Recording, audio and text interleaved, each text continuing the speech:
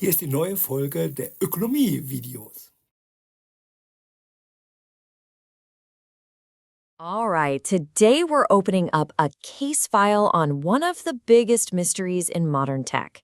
We are hunting for a ghost, a digital phantom who basically rewired the world of finance and then poof, just vanished. This is it. This is the big question, right? It's a name that's been whispered in forums, shouted in boardrooms, and chased by journalists for, what, more than a decade now? But who is the person, or maybe the group of people, behind that name? I mean, that's really what happened. Back in 2008, this entity, Satoshi Nakamoto, drops a 9-page white paper that lays the groundwork for Bitcoin and, well, everything that came after. A couple of years later, gone. To really understand the ghost, you have to understand the world that created them. So really get why Bitcoin even exists, you have to understand the crisis it was born from.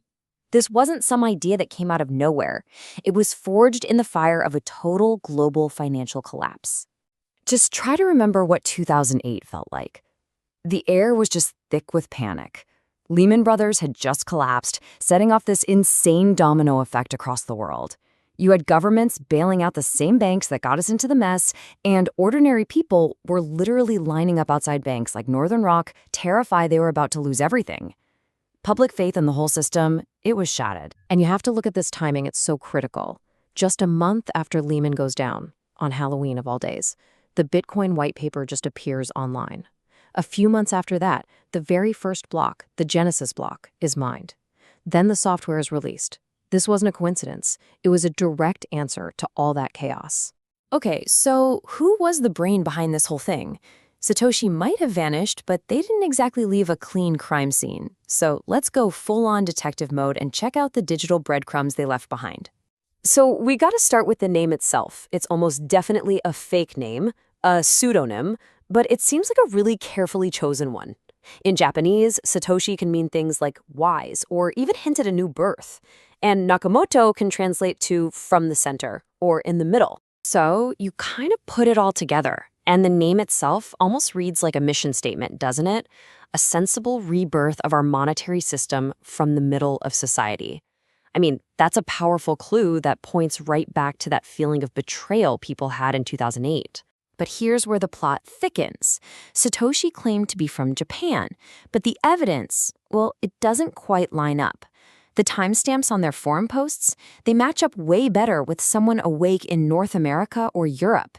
And their English was perfect. Not just good, but native level, full of colloquialisms and perfect phrasing. So you've got this Japanese name, but a very Western ghost in the machine. And then, right as Bitcoin is starting to get real traction, Satoshi begins this very deliberate, staged exit.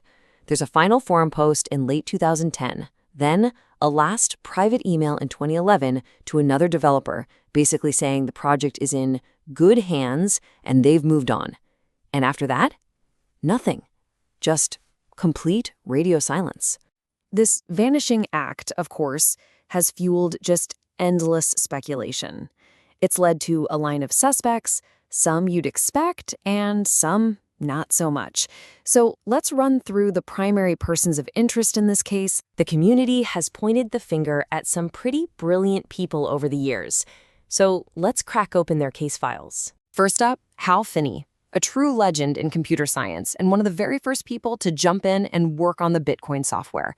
He was on the receiving end of the first ever Bitcoin transaction sent from Satoshi.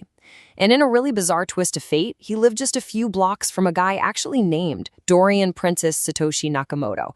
Finney denied being the creator right up until his tragic death in 2014. Now, the case for Nick Szabo, it's really compelling. Years before Bitcoin was even a thing, back in 1998, Szabo created a system called BitGold. And let me tell you, it's widely seen as a direct ancestor to Bitcoin.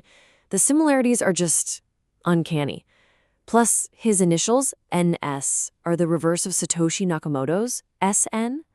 Coincidence? Maybe, but Szabo has always denied it. There's a more recent and frankly tragic theory that points to Len Sassaman.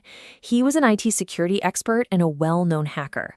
Some deep linguistic analysis suggests his writing style is a near-perfect match for Satoshi's.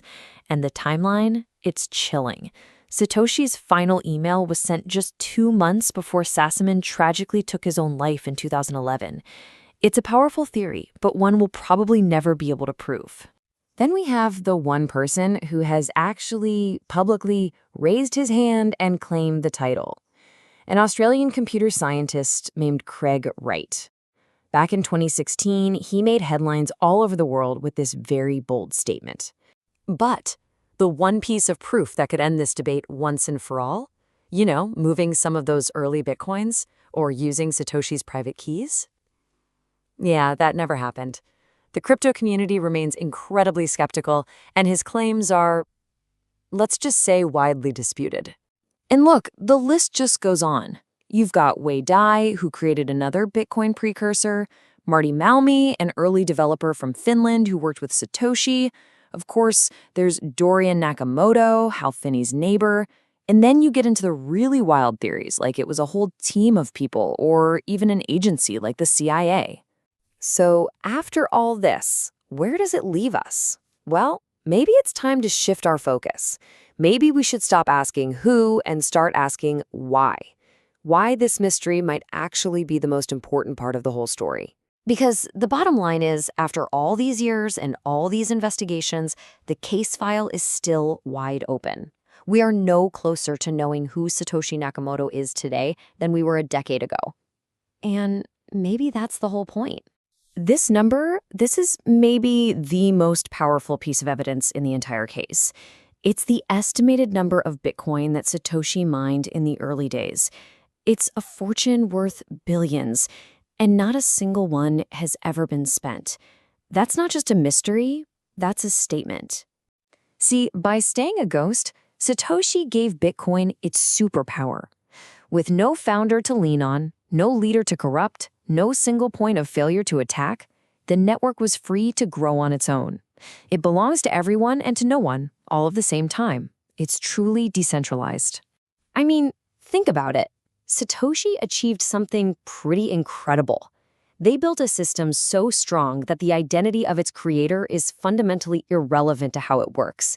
The idea itself became way more important than the person behind it.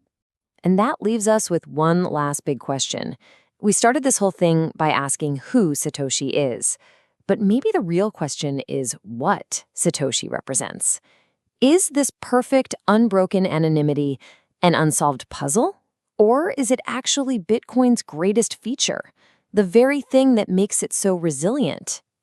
Definitely something to think about.